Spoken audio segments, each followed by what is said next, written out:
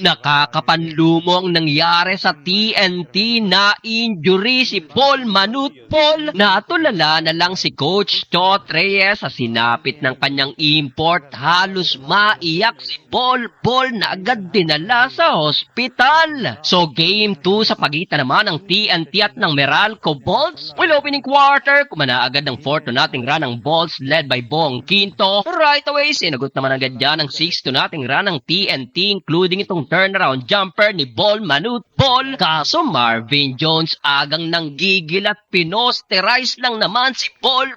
Yun nga lang may bawi si Manutpol. Pasok ang 4-point shot. Butata pa ang inabot sa kanya ni Marvin Jones. Simula pa lang buhat mode na si Paul with 10 points at 6 rebounds. Ang kaso heto ang masaklap na injury si Paul na agad binuhat ng kanyang mga teammate at diniretso sa locker room. Sa reaction pa lang ni Paul mukhang seryosong injury to. Masamang pangitain to pero natapos ang unang quarter, abante pa rin naman ang TNT 15-22. Second quarter, heto na nga ang malaking balita at update kay Paul Manutpol. Ayon sa report, suspected na partial tear o punit sa left Achilles ang inabot ni Manutpol na agad diniretso sa hospital. Literal na hindi maganda para sa TNT pero initial pa lang naman yon, prayers for Ball.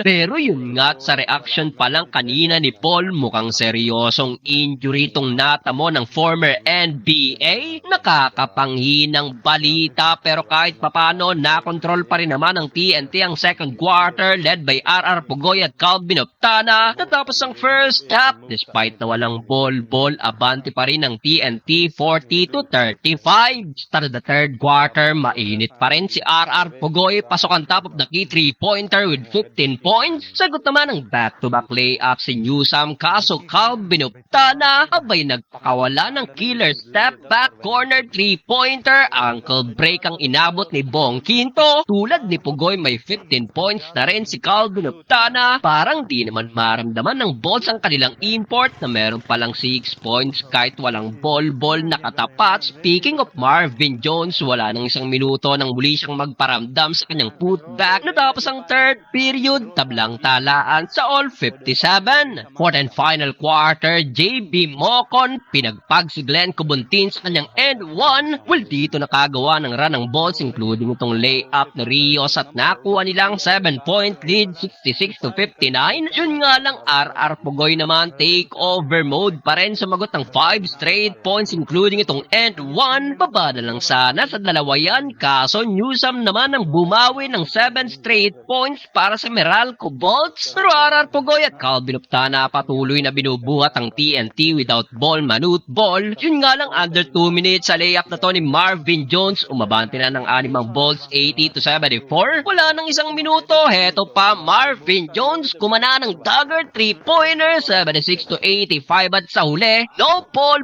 big problem, panalo ang Meralco Bolts.